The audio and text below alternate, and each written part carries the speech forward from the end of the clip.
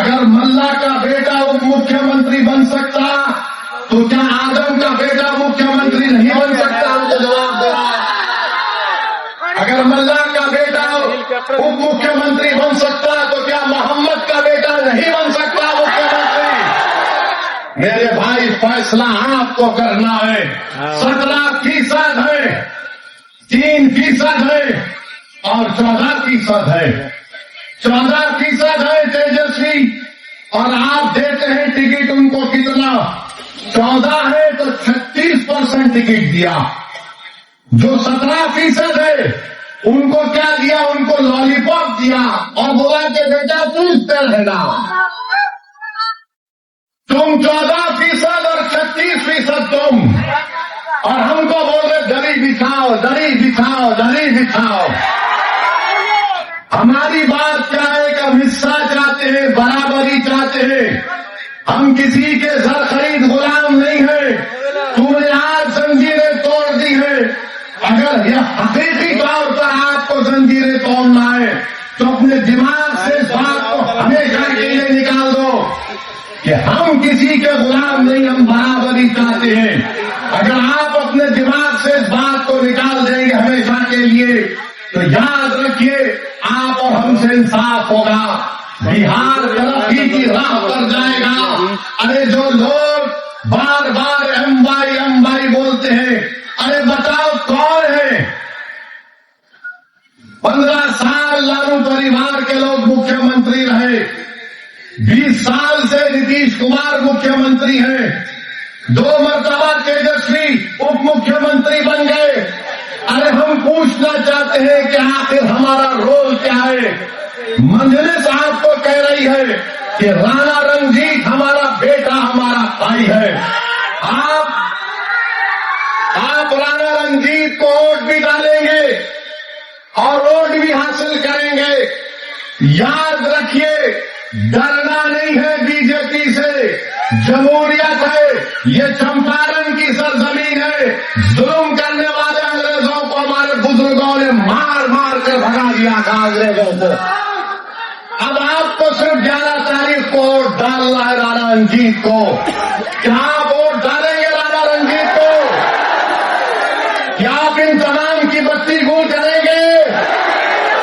तो बत्ती गुल करने का तरीका यह है कि पतंग छाप पर बटन दबाइए, बटन दबाइए। और ये लोग जो हम पर उंगलियां उठाते हैं, हमको गाली देते हैं और बोलते हैं ओवैसी भड़काऊ भाषण देता है, ओवैसी वोट काटने के लिए आया। तो सुनो, 17% अल्पसंख्यक समाज बिहार के तुम्हारी तबाही और बर्बादी की दास्तान को तुम्हारे सामने बयान कर रहा हूं। क्या तुम जानते हो कि मुसलमान महिला 90% मुसलमान महिला अपने घर में मजबूर हो जाती है अपने बच्चे औलाद को जन्म देने के लिए? कहां गया तुम्हारा विकास? ये मैं नहीं कह रहा हूं, बिहार सरकार का डेटा कह रहा है। बिहार सरकार का डेटा कह रहा है 28% लोग बिहार के पलायन करके चले जाते हैं, जिसकी वजह से बिहार के 30 से 50% घर अपने बेटे से, अपने बाप से, अपनी औलाद से, शहर से महरूम हो जाते हैं। ये विकास है? ये तुम्हारा डबल इंजन की सरकार है? 41% लोग बिहार के अपना पेट पालने के लिए, अपनी औलाद को पढ़ाने के लिए, अपनी बहनों की शादी कराने के लिए घर बार छोड़ के चले जाते। और देश के प्रधानमंत्री आकर कितना बकते हैं, कितना बोले जाते हैं।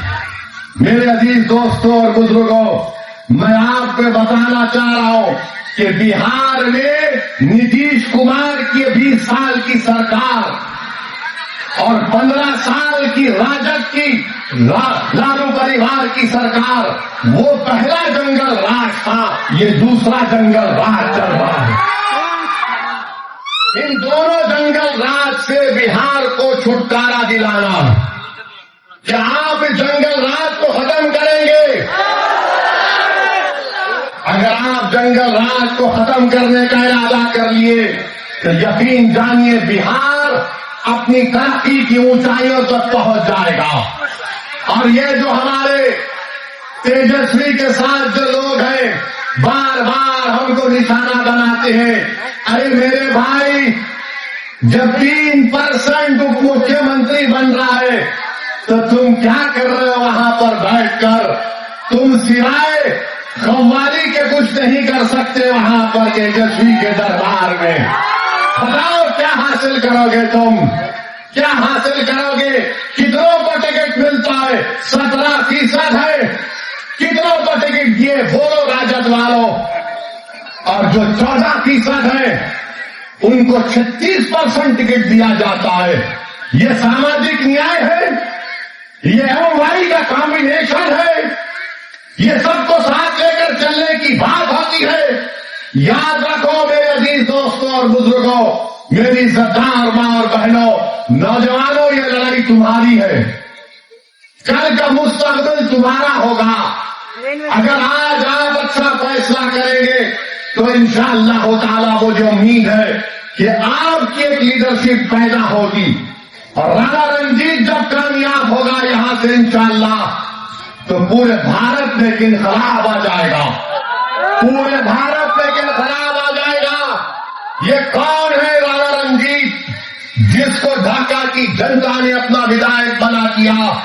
अगर सेकुलरिज्म को कामयाब करना है, अगर सबको मिलकर एक साथ, जो लोग बार बार पुकारते कि मिलके रहो मिलके रहो, आज मैं आपसे अपील कर रहा हूं कि आज हमको अपने बेटे को और भाई को कामयाब करने के लिए अपने वोट का सही इस्तेमाल करना पड़ेगा। आप करेंगे ना इंशाअल्लाह? हाँ, एक बात याद रखिए।